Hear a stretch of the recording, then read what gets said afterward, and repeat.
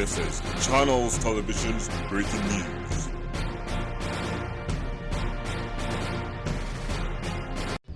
जय हिंद, नमस्कार दोस्तों। आप देख रहे हैं तेजस, कैमरामैन अंकित बैरागी के साथ। दोस्तों, आज का जो इंटरव्यू है वो बहुत ही धांसू होने वाला है, तो आप सभी वीडियो पे अंत तक बने रहिए और चैनल पे नए हो तो सब्सक्राइब कीजिए, बेल आइकन को दबाइए ताकि आपको ऐसे ही धांसू में इंटरव्यू करवाने वाला हूँ। दोस्तों, मैं आज उस शख्सियत से आपका परिचय करवाने वाला हूँ जो किसी परिचय के मोहताज नहीं है, लेकिन फिर भी परिचय जरूरी होता है। मैं उनके ही मुँह से आपको परिचय करवा देता हूँ। तो सर नमस्कार, आपका थोड़ा सा मेरे जो भी दर्शक देख रहे हैं उनको परिचय दीजिए आपका।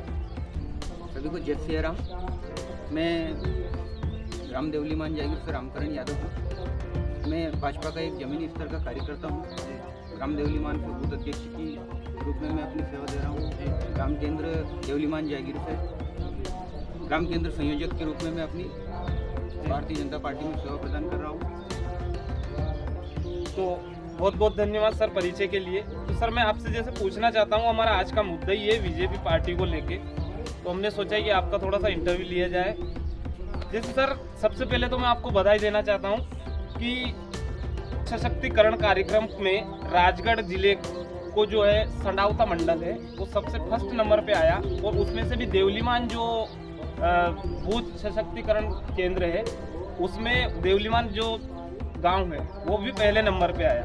तो जैसे अभी आदरणीय बीजेपी के अध्यक्ष जो है वो जेपी नड्डा जी भोपाल आए हुए थे बीजेपी कार्यालय का जो नींव रखने के लिए, तो उनका जो स्वागत करने के लिए, उनके प्रतिफल में आपको स्वागत करने के लिए सबसे पहला नंबर लगा था आपका। तो सर आपको इसको कैसे क्या देखना चाहोगे, किस प्रकार से आपको ये मौका मिला, उसका थोड़ा सा आप बताइए आपका अनुभव। ये भारतीय जनता पार्टी जी, ये कोई परिवारवादी पार्टी नहीं है जी, ये कोई वंशवादी पार्टी नहीं है, ये भारतीय जनता पार्टी है। जी, यहाँ जमीनी स्तर के कार्यकर्ता को कब फर्श से उठाकर अर्श पे बिठा दिया जाता है, जी, ये कार्यकर्ता को पता नहीं चलता।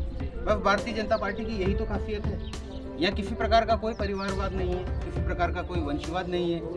भारतीय जनता पार्टी में एक जमीनी कार्यकर्ता की उसका काम देखा जाता है, उसकी मतलब मेहनत आपका देखी कहने जाती का है। मतलब है कि यहाँ भेदभाव नहीं होता है। कोई भेदभाव नहीं है भारतीय जनता पार्टी, सबका साथ सबका विकास, ये भारतीय जनता पार्टी का नारा है। तो सबको साथ लेकर चलते हैं, सबका विकास होता है, यही तो भारतीय जनता पार्टी है। गांव गरीब और किसानों की भारतीय जनता पार्टी है, हर वर्ग के साथ में लेकर चलने वाली भारतीय जनता पार्टी है। ऐसी पार्टी का मैं कार्यकर्ता हूँ, इसलिए मैं अपने आप में गर्व महसूस करता हूँ कि मैं भी भारतीय जनता पार्टी का एक छोटा सा कार्यकर्ता हूँ। तो बहुत बहुत बधाई सर आपको, आपने इतना अच्छा काम किया।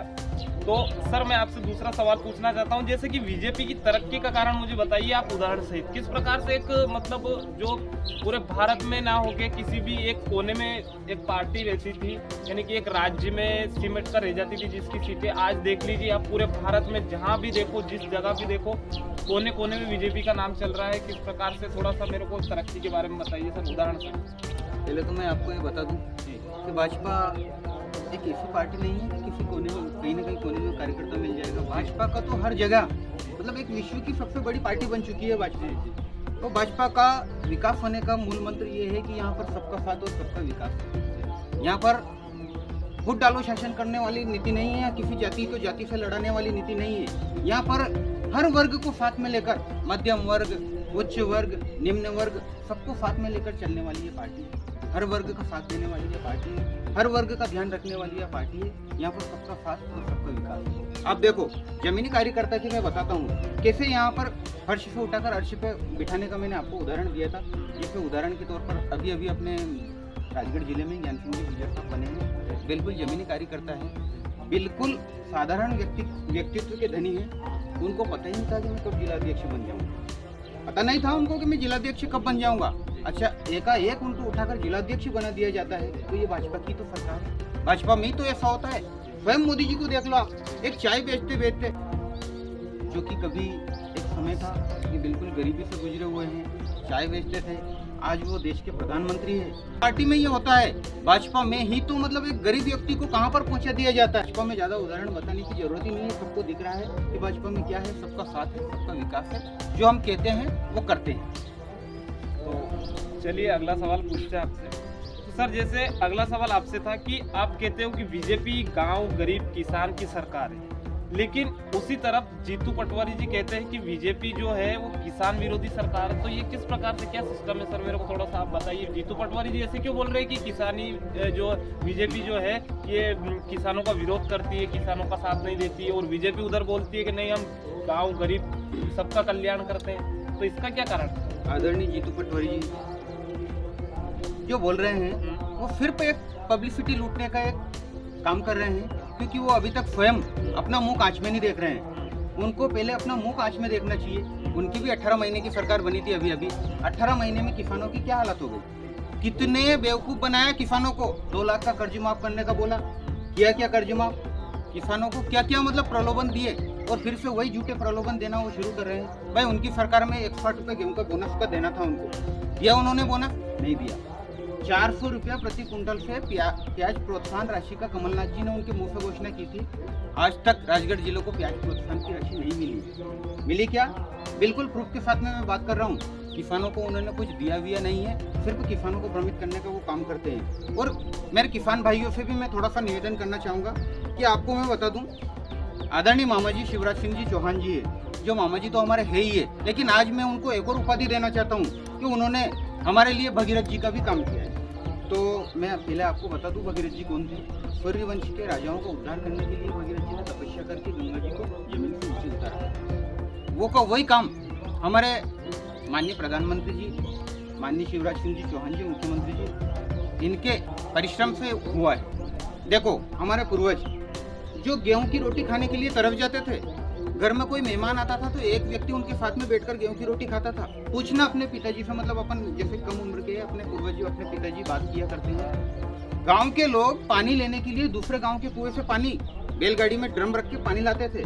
आज नल से जल पानी, हर घर में नल से जल मिल रहा है।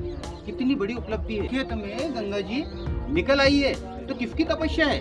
ये माननीय मोदी जी की है, माननीय शिवराज जी की है। तो मैं शिवराज जी को कहना चाहता हूँ कि आपने वही भगीरथ की तरह तपस्या करके किसानों के लिए हर खेत में गंगा जी प्रदान किए। तो मैं आपको भगीरथ जी की उपाधि देता हूँ और ऐसे भगत जी को शत नमन करता हूँ कि हर किसान वर्ग की तरफ से कि आपने हर किसान का उद्धार किया है और हर किसान को शान से जीने का तरीका सिखा दिया है। आन के घर में गेहूं समा नहीं रहे हैं, कितने कितने अनाज हो रहा है किसान के, हर खेत में मतलब अनाज की पैदावार हो रही है। तो ये बहुत बड़ी उपलब्धि है किसानों के लिए। तो किसानों की आय दुगनी हुई है, बिल्कुल मैं दावे के साथ में कहता हूँ हुई है। तो आपके कहने का मतलब है कि बीजेपी वास्तविक में गांव गरीब और किसान की सरकार है? बिल्कुल है।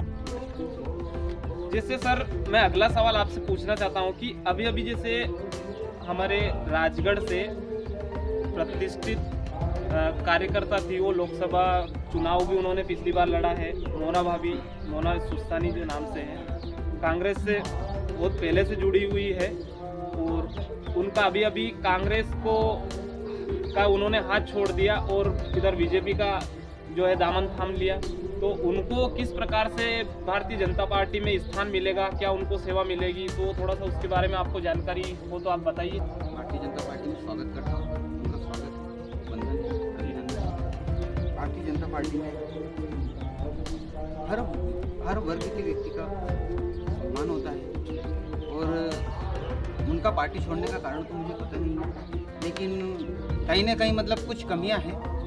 लोगों को भ्रमित करने का काम कांग्रेस पार्टी जो कर रही है वो शायद उनको अच्छा नहीं लगा होगा। जैसे कि मैं तो किसान हूँ, किसान के हिसाब से मैं बताऊंगा।